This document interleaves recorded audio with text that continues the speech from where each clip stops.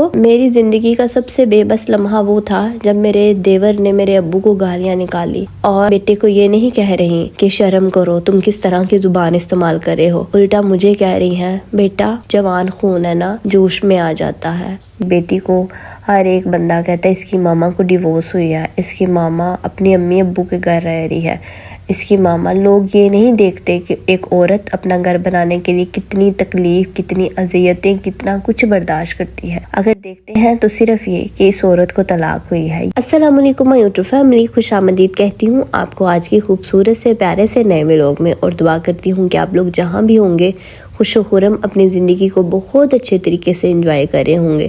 تو جی رمضان شروع ہے تو رمضان کی تیاریاں بھی چل رہی ہیں۔ آج اصل میں میری نند نے آنا تھا اور میری بیٹی نے میرے سے فرمائش کی کہ مما آج پھپھو کے لیے بریانی بنائی جائے۔ میں نے کہا چلو ٹھیک ہے بناتے ہیں۔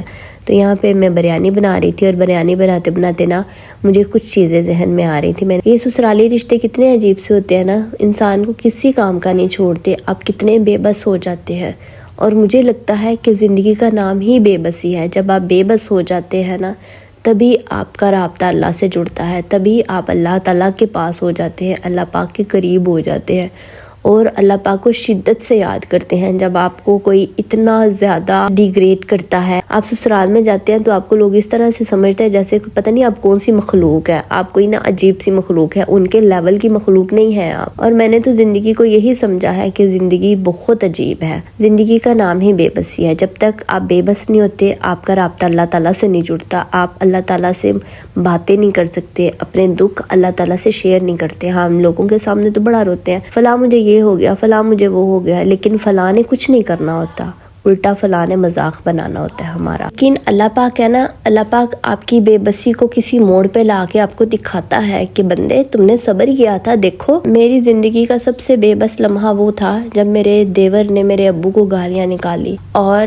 میری ساس آگے سے کہہ رہی ہیں اپنے بیٹے کو یہ نہیں کہہ رہی کہ شرم کرو، تم کس طرح کی زبان استعمال کر رہے ہو، الٹا مجھے کہہ رہی ہیں بیٹا جوان خون ہے نا، جوش میں آ جاتا ہے۔ بیٹا اس کو سمجھ نہیں ہے، بچہ ہے، 30 سال 45 سال کی عمر کا بچہ ہے اور میں 22 سال کی عمر کی بڑی بوڑھی عورت ہوں۔ کتنی عجیب بات ہے نا، آپ کی میچور 30-45 سال کی عمر کی اولاد بھی بچی ہے اور دوسرے گھر کی آئی ہوئی بیٹی جو کہ 20-22 سال کی ہے، وہ دادی اماں ہے، اس کو سب کچھ سمجھنا چاہیے۔ خیر وہ میری زندگی کا اتنا بے بس لمحہ تھا کہ اگر میں ساری عمر بھی گزار دوں تو مجھے نہیں لگتا کہ میں اپنی زندگی میں وہ ایک پل واپس لا کے اس کو سیدھا کر سکتی ہوں، اس کو سدھار سکتی ہوں۔ اور وہ لمحہ بھی اتنا تکلیف دہ تھا کہ میرے والدین کھڑے ہیں اور مجھے کہہ رہے ہیں چلو ہمارے ساتھ، سب کچھ چھوڑو، یہاں نہیں رہنا، ختم کرو سب، واپس چلو ہمارے ساتھ چلو۔ اور میں کھڑی ہوں اور میں دیکھ رہی ہوں اور الٹا اپنے ابو کو ہی کہہ رہی ہوں ابو آپ چلے جائیں، میں نے یہیں رہنا ہے، میں نے بسنا ہے، میں نے اپنا گھر دیکھنا ہے۔ اپنا گھر بنانے کے لیے عورت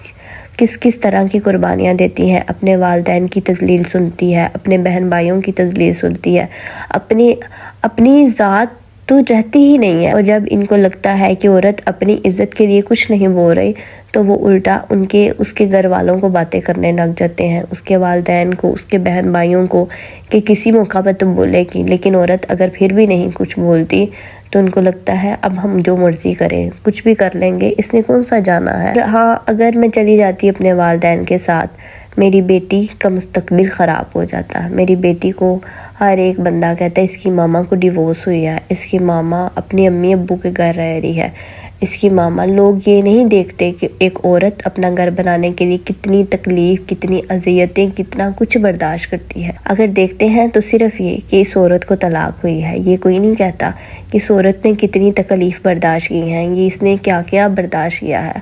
اور الٹا اس کی اولاد کے لیے بھی ایک تانا بن جاتا ہے کہ فلاں کی ماں ڈیورس ہے۔ تو اس ٹائم پہ مجھے سب سے بہتر یہی لگا کہ اس ٹائم پہ میری خاموشی ہی سب سے بڑی چیز ہے، اور میں چپ کر کے اپنے ابو کو بیچ کے کمرے میں آ کے اس قدر روئی، اتنی بے بس تھی، اللہ تعالیٰ سے رو رو کے معافیاں مانگی، اللہ جی پلیز میرے پہ رحم کریں، پلیز میرے پہ فضل کریں۔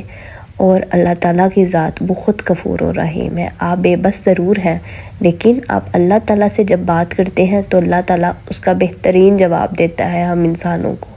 وہ الگ بات ہے کہ جب اللہ تعالیٰ جواب دیتا ہے نا تو ہم لوگوں کو سمجھ پھر بھی نہیں آتی، ہم لوگ پھر بھی کہتے ہیں فلاں ہم تو اچھے تھے، لوگ ہی ہمیں برے مل گئے۔ اس سے مجھے یہ بھی سبق ملا تھا کہ اگر ہم اللہ تعالیٰ کے سامنے اکڑ کے کھڑے ہو جاتے ہیں نا، اللہ تعالیٰ کافی دیر انسان کو دیکھتا ہے، اللہ تعالیٰ انسان کی رسی دراز کر دیتا ہے۔ کہتے ہیں نا اللہ تعالیٰ گناہوں کی رسی دراز کر دیتا ہے، لیکن اللہ تعالیٰ کی پکڑ بڑی سخت ہے، اور جب اللہ تعالیٰ پکڑتا ہے نا تو ہم لوگوں کو یاد آتا ہے، ہائے اللہ میں تو بڑا گنہگار ہوں، میں تو بے بس ہوں۔ اور وہ بے بسی آپ کو تبھی یاد آتی ہے جب آپ کے اوپر پڑتی ہے، ورنہ جب آپ کسی کے اوپر کوئی ظلم ڈال رہے ہوتے ہیں نا، تب آپ کو وہ بے بسی یاد نہیں آتی، تب آپ کو یہ یاد نہیں آتا کہ فلاں کتنا بے بس تھا اور آپ کتنے طاقتور بن کے اس کے اوپر ظلم کر رہے تھے۔ اگر اللہ تعالیٰ نے انسان کو پیدا کیا ہے نا، تو اللہ تعالیٰ انسان کی ہر چال سے، ہر نیت سے، ہر عمل سے واقف ہے۔ اللہ تعالیٰ دور پہاڑ پہ چلنے والی ایک چونٹی کی رفتار سے بھی واقف ہے کہ وہ کس رفتار سے چل رہی ہے۔ جب بھی میں یہ چیز سنتی ہوں نا، تو پتہ نہیں مجھے ایک عجیب سی تسلی فیل ہوتی ہے کہ اللہ تعالیٰ میرے ہر ایک عمل سے واقف ہے۔ آپ زندگی میں کچھ ایسے رشتوں سے جڑ جاتے ہیں کہ آپ کا تن من نیلو نیل ہو جاتا ہے، لیکن آپ کو ان کو نبھانا بھی ضروری ہوتا ہے۔ اگر آپ ان کو چھوڑ دیتے ہیں نا، تو آپ کی آئندہ آنے والی نسلیں برباد ہو جاتی ہیں۔ آپ کو اپنی ان نسلوں کو چلانے کے لیے، اسپیشلی آپ کی بیٹیاں، آپ کو اپنی بیٹیوں کو چلانے کے لیے، آپ کی اپنی بیٹیوں کی پرورش کے لیے ان رشتوں کو چلانا پڑتا ہے۔ آپ اس فیملی میں رہ تو رہے ہوتے ہیں اور ہر چیز بہتر کرنے کی بھی کوشش کرتے ہیں، اور میرے خیال میں دل سے کرتے ہیں اس چیز کو بہتر کرنے کے لیے۔ عورت کوئی بھی ہے نا اپنا گھر کبھی نہیں خراب کرتی۔ آپ اس فیملی میں رہ رہے ہوتے ہیں، زندگی میں کوئی بھی لمحہ آتا ہے، کوئی بھی چیز آتی ہے تو آپ کو یاد آتا ہے کہ فلاں نے مجھے اس طرح سے تکلیف دی تھی۔ آپ بے شک جتنا مرضی بھولنے کی کوشش کریں، لیکن وہ چیزیں بھولتی نہیں ہیں، وہ رہ جاتی ہیں زندگی میں، کہیں ایک کونے میں بند ہو کے رہ جاتی ہیں کہ فلاں نے میرے ساتھ یہ رویہ اختیار کیا تھا اس ٹائم پہ۔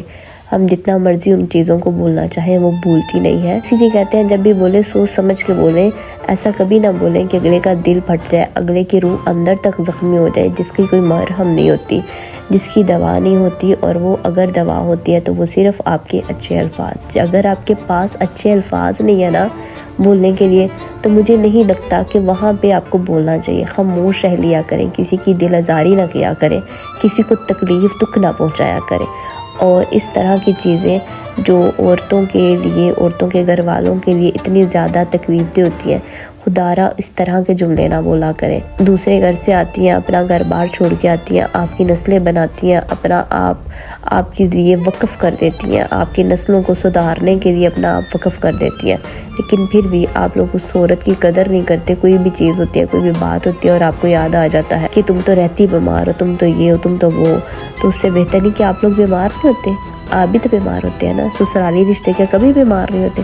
سبھی بیمار ہو جاتے ہیں۔ اللہ تعالیٰ سب پہ اپنا فضل اور رحم فرمائے، آمین ثم آمین۔ یہاں پر اب میرے چاول بن کر تیار ہو چکے تھے، اور میں نے تہ تو نہیں تھی لگانی، میں نے ایسے ہی چاول اٹھائے اور اس کے اندر ڈال دیے تھے، ان کو مکس کیا، اور بعد میں نے سوچا اب برتن دھو لیتی ہوں، اس کو دم پہ میں نے رکھا، اور پھر ساتھ میں نے سوچا اب میں کچن سمیٹ لیتی ہوں، جو کہ اتنی دیر سے میں کھلارا ڈالی جا رہی تھی جو میں نے سمیٹا نہیں تھا، لہٰذا اب میں نے ساتھ ہی فٹافٹ سے کچن سمیٹا اور برتن وغیرہ دھوئے، اور چاولوں کے اوپر میں نے لیمو نہیں تھے ڈالے، وہ بھی تھے، اور چاول آلموسٹ میرے گل گئے تھے۔ ساتھ میں نے بنایا تھا رائتا، رائتے کے اندر میں نے ڈالا تھا آلو ابال کے، کھیرا اور پیاز، سبز مرچ، ٹماٹر وغیرہ۔